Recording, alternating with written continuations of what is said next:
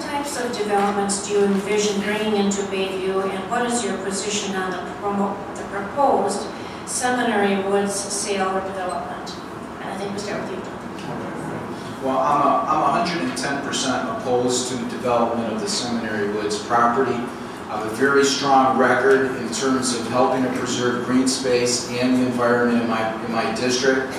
The land just north of Conway and Wentworth, that land was proposed to be sold for development based on feedback with my constituents. I opposed that development. I worked with County Supervisor Marina Dimitrievich and State Representative John Richards to make sure that that land has remained as green space. There's other parts of my district as well where there is green space that was being proposed for development, but my constituents did not want to see that happen. They wanted to preserve the green space, so I was opposed to that. I think it's very critical that we have development, but it has to be the right kind of development, not just any kind of development. That means we want to see the development on our major business strips like KK and so forth, while preserving our green space, especially along the lakefront.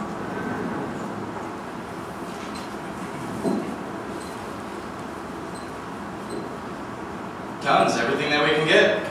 Makes sense, right? Stores, clothing stores, restaurants, even bars. Brings people.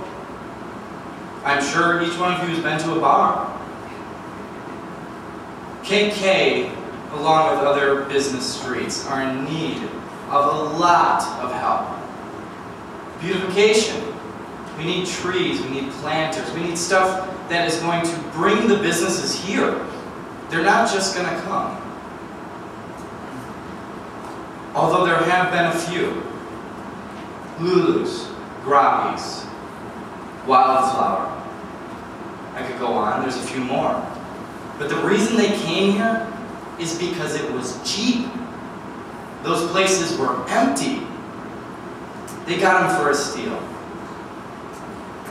Nobody brought them here but themselves. Now we need to bring the rest.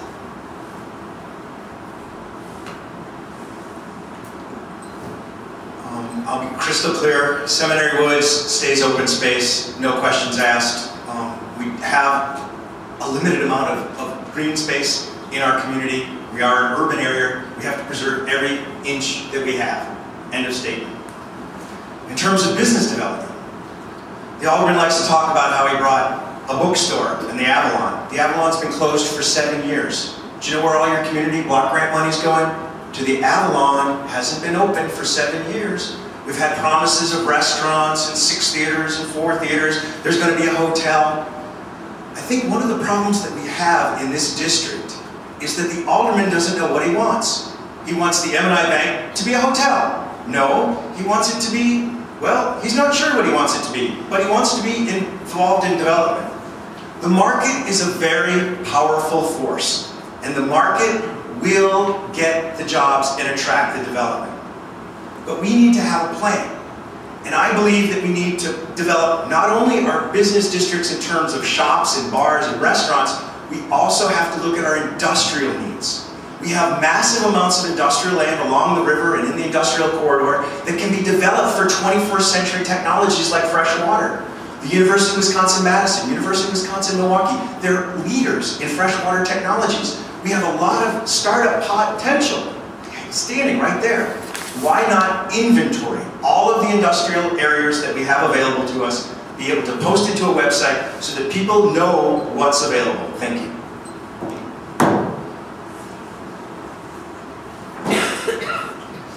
Please describe your best and worst case scenarios for the redevelopment of the Army Reserve site.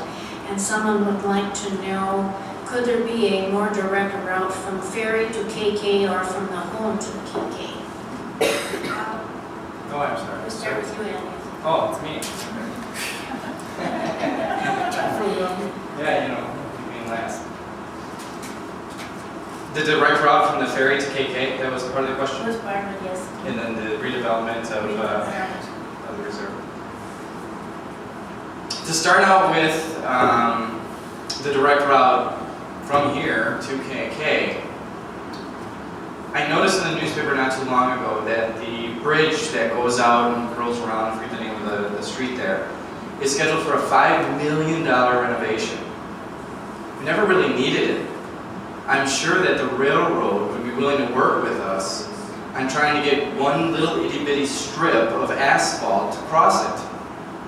Boom, straight to KK. Saved $4.5 million. As far as the redevelopment of the Army Reserve, there's tons of potential there. Unfortunately, the city doesn't own it.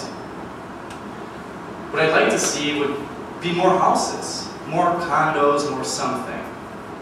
And if I'm not mistaken, the back end of it does border Bay Street, which, if the KRM line had been funded, we would have had a station there, which would have led to more businesses that could have gone up along Bay, which could have led to KK. So, We will have regional rail. It's not my dream, it's just going to be a reality. We have an energy crisis, we have economic problems that right now make it so that you can drive your car anywhere. As gas prices increase, it's going to be more important that we have as much mass transit as possible. I think that if we get that mass transit station to be built where the Lincoln Viaduct is now, that we should try to develop the Army base as a mixed-use property.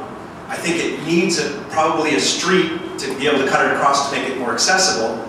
But once again, I'm not a developer. I want to be a politician. I want to be able to make it possible so that we can get the highest value for the development dollars that are going to be spent there. I think that it's going to be extremely impractical to be able to get a more direct route to KK. And I think that that's part of the farce of Mr. Zielinski's dream to build a hotel for the Lake Ferry. First of all, the ferry's only open from April to October. If the hotel needs to be built because we have so many ferry riders, then what are we going to do between October and the other April? And more important, do we really need a hotel on KK? We might even consider putting the hotel right where the Army base is, especially if we have a regional transportation initiative. The point is that politicians should not be micromanaging private development. What we should be doing is making sure that we're running efficient services and that we're giving people what they need to be able to get the job done. First off, the city does own the Army Reserve base. It is owned by the Port of Harbor Commissioners, which is an arm of the city, and that has to go through the city for approval.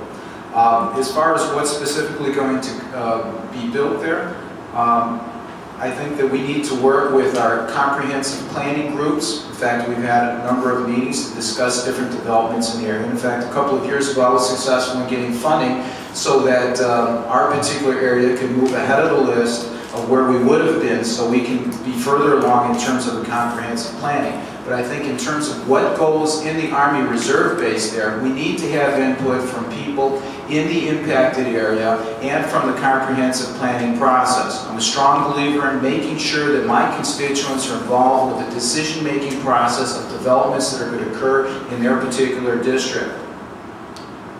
I think that the walkway would cross over Conway onto Lincoln, which would follow Lincoln all the way to KK. Let's see.